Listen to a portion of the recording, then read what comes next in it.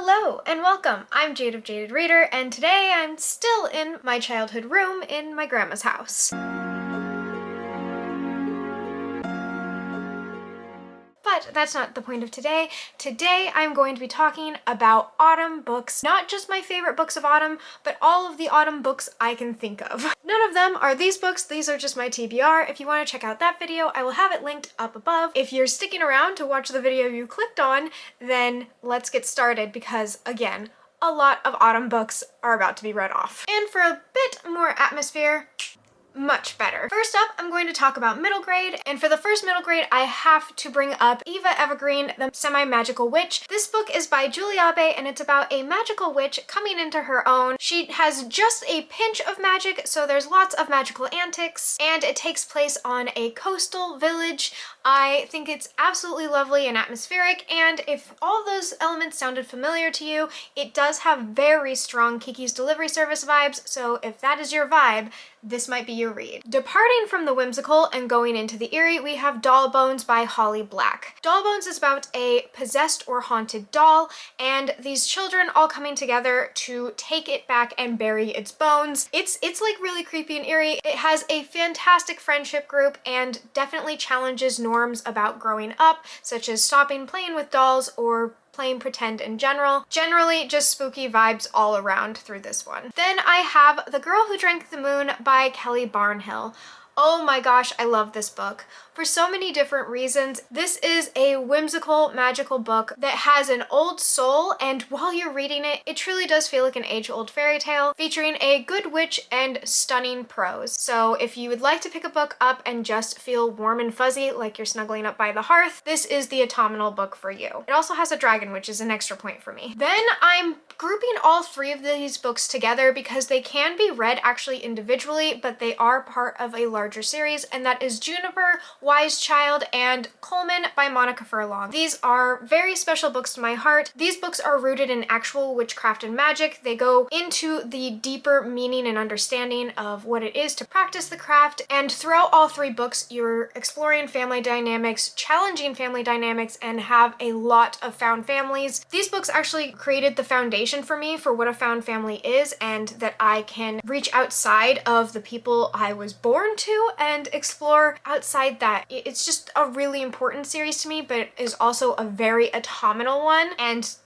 you can't go wrong if you pick up Juniper, Wise Child, or Coleman. And I do suggest reading them in that order, Juniper, Wise Child, and then Coleman, so it's up to you, and I hope you enjoy. Then finally, for the middle grades, I have a graphic novel, and that is The Witch Boy. I read volumes 1 and 2 of Witch Boy. I really wanted to read 3, but haven't gotten a chance to yet. But in Witch Boy Volume 1, you get challenged gender norms, stunning art and color palettes, shapeshifters, and new friendships. This book is really sweet and instantly made me want to read the next one. It just definitely has those autumnal vibes, so if you're going to be picking up a graphic novel and you want to be lighthearted but with a bit more substance, I think Witch Boy is the book for you. Moving on into young adult. This is a longer list. I read a lot of young adult books, and while I have been reading a lot of adult books lately, I would say that young adult is definitely the one I have gravitated most towards. And since these are books I've already read, yada yada yada, you get the idea. So the first autumnal books I want to talk about in this category is Bonecryer's Moon by Catherine Purdy. Okay, here's my pitch. Farriers of the dead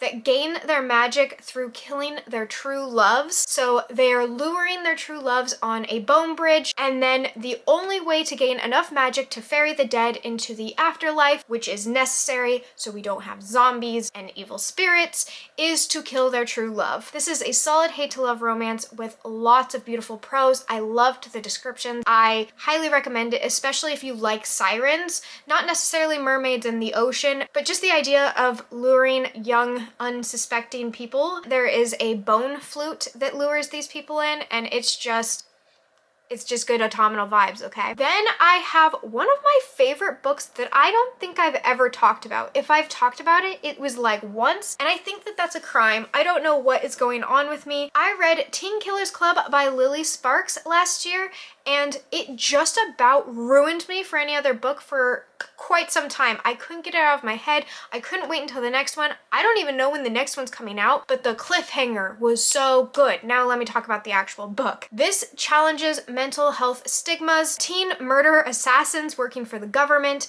90s tie-dye cult vibes, and just overall a gritty good time. It feels like it's living on the fringe, and I just loved everything about it. The whole time I was reading it, I was having fun. They're at this summer camp, but it just doesn't have those same summer vibes, though I would say it could fall into the summer category if you wanted a summery autumnal read. I'm sticking it in autumn for now because I want to get the word out there. I want people to read Teen Killers Club, and I hope I eventually do a full-blown review because I think about this book a lot. It lives rent-free in my mind, and I would love for it to be rent-free in yours. Then I have a well-loved and well-talked-about favorite, which is Diviners by Libba Bray. This book is a 1920s New York vibe with a Ouija board, demons, a murder mystery, and just chilling scenery. This is a very well-loved book. It's a favorite for a reason. It really was a quality read. I do want to give warning that it does use the N-word. While I did find it challenged in the book, this is not an author of color, and I want you to know that going into it so that you have the choice of either going into it or not. Very spooky, very demonic vibes, and a cute romance. Then I have The Merciful Crow by Margaret Owen. This is a fantasy book with creepy imagery, and I mean creepy. Like, everything about it kind of made me tense up or clench my teeth, and don't even let me get started on the teeth thing. This book deals with bone magic and harvesting different body parts to use different types of magic. I found that every single line was really well done, but in the overall world building aspect, while it seemed very lush and intricate,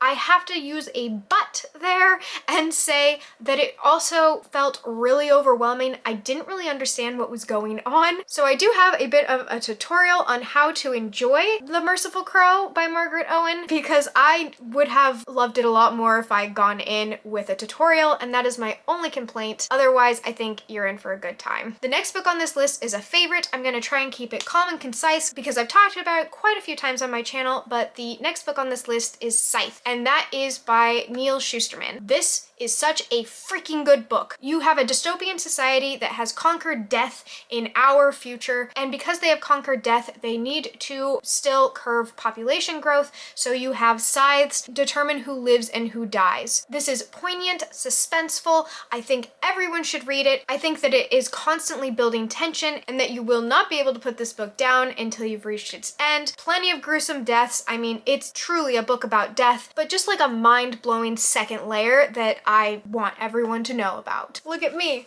I have a recent read, The Wicked Deep by Shay Earnshaw. This has sea witches, curses, revenge with a twist, and a coastal town filled with secrets. I was told in the comments that this had Hocus Pocus vibes, and I was not led astray. It's a really good book, and I very much so enjoyed my time with it. I thought that it was a really simple, easy read, while still handing me surprises and definitely autumnal vibes. I really like coastal mysteries, I'm finding out. While I'm not huge on the ocean, I like the coast, and this is a Pacific Northwest coast, which I actually have a few books on this list that fall into that category, and this is definitely one of my favorites of them. Next up is the Sweep series. This is by Kate Tiernan. While it looks like a really long series because there are so many books, there is a condensed omnibus version where it has, I think, just 4 books, a quartet, and they are just really fast, quick-paced reads. So I'm putting them all together because I don't think just the first in the series is enough to go off of. I think the Sweep series as a whole is really where it shines in its Wiccan representation, its realistic depictions of love, first love and romance, mystery, and true magic. I love its use of runes and sigils. I love the different lessons that are explored, and I really like that it's not just dark witchcraft or light witchcraft. It is a pure mixture and amalgamation of morally gray decisions, lessons learned, and what comes of having a lot of power and making selfish decisions and learning right from wrong. Just so many good vibes in this. I absolutely love it. I think it's completely underrated. So if you haven't checked out the Sweep series, check it out because those new covers are pretty fantastic and I definitely have my eye on them. Then I have another favorite, and that is The Scorpio Races by Maggie Stiefvater. Maggie Stiefvater, it's well known, is one of my favorite authors of all time. I love the way she writes, and The Scorpio Races is a fantastic sampler of just what she can do because this is a standalone novel with a stellar beginning, middle, and end and filled with tension, a lot of eerie descriptions set on the coast, and has flesh-eating horses called kapelishka being used in races to ride across the sand in the Scorpio season, which is October, November. So the setting is right, plot is on point, and the eeriness is chilling. I will go ahead and just leave that there because honestly, this book speaks for itself right off the bat. Hi, totally different review. Point is if you know which one it is, but I just had to insert in this video, I did not mention the Raven Cycle series by Maggie Stiefvater. It was torturing me. I filmed that video, this video, the one you're watching, like 2 weeks ago, and I've just been reeling. It has been on my mind like, why didn't you mention the Raven Cycle series? Why didn't you do it? The Raven Cycle series by Maggie Stiefvater is a fantastic autumn read. It has some dark academia vibes. It has found families. I talk about it all the time. You can find it in several different areas on my channel. I'll link it in my favorites video because I go more in depth. All of the characters, the atmospheric writing, the prose, all lends to autumn. Even when they're in the summer, it feels as if there's decaying leaves all around you. Yeah, I love this series. And in the series, you have a girl who, if she kisses her true love, they will die. A sentient forest filled with dreams and magic, and a boy who is trying to find a dead Welsh king in Virginia. And all of these characters come together on this stellar plot that doesn't make sense until the end, and you won't even care because you'll love the characters so much and the journey that they go on. This is one of those ones where it is all about the journey and the destination becomes secondary, but somehow just as epic. And anyway, on to the next. Then I have a book I haven't talked about on my channel in a heck of a long time, and I haven't seen around lately, and that is The Price Guide to the Occult by Leslie Walton. The cover of this book is definitely what drew me in. I think where this book shines is in its eerie descriptions and writing style, and with a family cursed, a doomed romance trying to be avoided, and again, the mysterious book that washes up on shore. Yes, this is another coastal book. I think there's a lot to love with The Price Guide to the Occult. I personally got triggered by this book, so I will say I do have a content warning for suicide. This is suicide by drowning, and I don't know if I necessarily liked how the characters dealt with the aftermath of this. I'm a little too colored by my own perception and experiences to really say whether or not it was representation done well. I'll just say that it does happen and you can make your own opinions after that. Sadie by Courtney Summers is a book everyone should have on their list. Ooh, was this intense. So Sadie is harsh, fierce, definitely quick-paced. This is a revenge story of a girl who is hunting the man who murdered her sister, and I just could not stop turning pages. It is a hard-hitting book. It's hard to read, lots of intense moments, beautifully written. It will rip your heart out, and this is just the time of year to have a beating heart in your hand, so I suggest you picking up Sadie if this sounds like the book for you, if you like having your heart ripped out. Then in the exact same wheelhouse, we have Female of the Species by Mindy McGinnis. I constantly felt on edge while I was reading this book. It is a book that will leave you ill at ease. It's not supposed to be a fun book. It's not supposed to be a good time.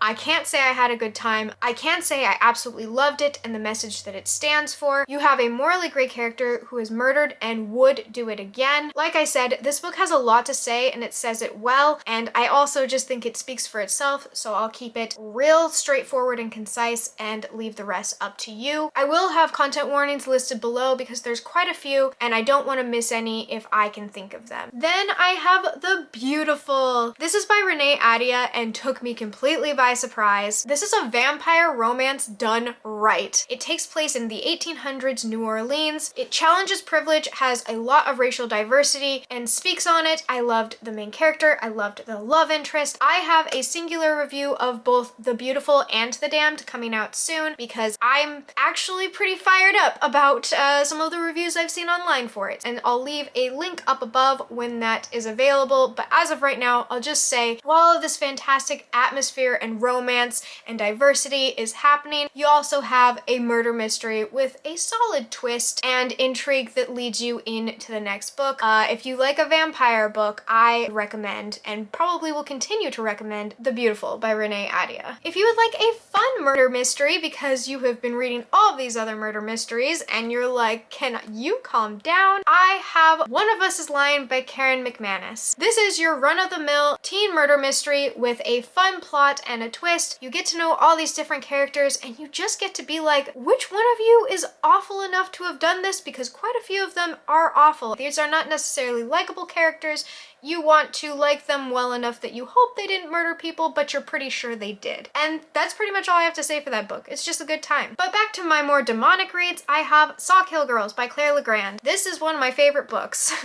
I love Sawkill Girls. I could never read it in anything but Autumn, but it is a perfect autumnal read. It has a sentient island, ace representation, and chilling descriptions, and as I said before, demons. Hop on board, have a lot of fun, absolutely love it, and it's a good time. I figured I'd throw in a graphic novel, and we'll close the young adult section out with Pumpkinheads. This is just a fun last day at the pumpkin patch for two co-workers who get off work early and have a good time. I think the colors in this book are beautiful, autumnal, and so is the friendship. Yes, if you would like to read a lighthearted graphic novel to get you ready for the autumn season, I highly recommend Pumpkinheads, and this is by Rainbow Rowell. Sorry, I don't have any of the books to hold up, so I'm kind of just going off of my head or Google. Adult books. Because I'm an adult, and every once in a while, I like to act like one. We have not as many adult books as young adult books, but we do have a few, and I do want to recommend them. So, first up, A Secret History of Witches by Louisa Morgan. This book features cursed love, generational stories that are told in sequence where you follow several of the same family's witches, and each story builds upon itself. I would say that most of all, what I got from this book is that it has beautiful magical representation as well as a cautionary tale on love and its potions. I absolutely recommend it. I read this book when I was in Salem, Massachusetts. I'll link that up above. I don't know how much I talk about it, but it's a pretty autumnal video, and I was reading that book at the time, and it definitely helped just bring in all the atmosphere. Then for a spicier book, because again, adulthood,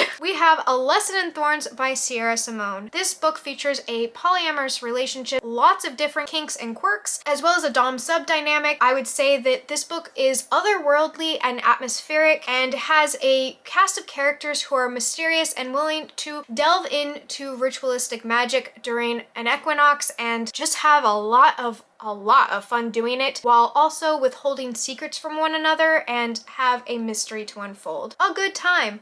Cannot complain, enjoyed. I'd like to toss out that while I did put Juniper, Wisechild, and Coleman in the middle grade genre, I also would label them in the adult genre. I believe that this is one of those universal older books. While the perspective might be from a younger perspective, some of the themes and plots within it I think would very much be compelling and important to adult readers, while not having really anything that I would steer away from a middle grade reader. If you're looking to bridge the dynamic between you, your child, and magic, I'm gonna throw out Juniper, Wisechild, and Coleman again because I do think that it has a lot of adult dynamics that you would find important if you're an adult. Young adult too. It's for everyone. Next up, I have The Demon at Augie Bridge and Other Short Stories by obviously an array of authors. These are classic Japanese literature tales. I'm putting them in the adult section not because someone of a younger generation couldn't read them, but because I read them in a college setting and I found it really interesting to look at the old mythologies of these books, the lessons that they tell of like Japanese culture. So if that's of interest to you, I think these are perfect stories to read around this time of year. There's lots of cautionary tales, lots of creepy, eerie moments, ghosts, demons, villainous humans that are far worse than any monster you'd come across, and honestly, just a lot of really great stories that still hold up to today. Sticking with those Japanese vibes, I have a manga recommendation for you, and that is Happiness Volume 1, with definitely some romance, but I would say my favorite part of this vampire story is that it highlights a loophole that often is overlooked with vampire stories having to do with menstruation and the fact that vampires have to deal with the people bleeding all around them. I really liked how this was done. It's not the only thing about it, just the part that stood out to me is that it was actually a topic covered. It's a lot of fun, very funny, and has some killer fight scenes. Happiness is a step above your regular vampire story, and the fact that it's a manga makes it all the better. Then I have The Beautiful Darkness. Oof. This book still creeps me out just thinking about it. It is a really dark story. It features a young child, but it is by no means for children. It is a graphic novel, but is by no means for children. I like hate this book, and it's also just really good. The entire time was completely on edge. I was creeped out, I was intrigued, I got to the end. Everything is nuanced and subtle, but you just feel the heaviness of the story and its beautiful imagery. I think this book is very much so in the wheelhouse of the strange and uncomfortable while dealing with dark topics and leaving them up to interpretation. If anything, this graphic novel is a conversation. Another adult book I have is The Middle Game by Shauna McGuire. This is what I would definitely label as dark academia. This features a twin study, paranormal elements, and I really liked this book, but I would say there is a strong content warning for suicide, idolation, and some of the impact that that can have on a family. I think that's a really heavy theme in this book. I didn't know that going in, and it definitely affected me negatively, so I'm letting you know in case you don't want to be negatively impacted by suicide, idolation, and the remorse and guilt that comes along with it with loved ones. And finally, I have The Paper Girls. So this is volume 1. A lot of people love this book. It wasn't my go-to favorite of graphic novels, but it has a dark edginess to it. It has a paranormal element. I don't want to say much more. I'll say I would compare it to Stranger Things for sure. So if Stranger Things is something you'll enjoy, I think you'd really like picking up Paper Girls. Okay, that is it. I know that there are more autumnal books out there. I know I have not read every single one. I know you probably have some recommendations for me, so please put down below a autumn book that I have not mentioned or that is your favorite. Even if I've mentioned it, I'd love to know if it's yours. And regardless if you do that or not, I hope you're enjoying The Sun or More Stars wherever you are. Until next time, bye! Back to thinking I have clear skin because there's no glasses on. A Secret History of Witches is by... God, you suck. A Secret History of Witches, Louisa Morgan. I've never heard that name before in my life, and I'm recommending this book. We have A Lesson in Thorns. I'll look up the author. A Lesson in Thorns. No, not A Court of Thorns. Come on, girl. A Lesson. Sierra Simone, that's right. Hey, are you smoking? No, I'm not smoking. Like a great big thing of smoke just came out of your mouth. No, Mom. I'm lighting candles and blowing them out while staring at myself in a camera.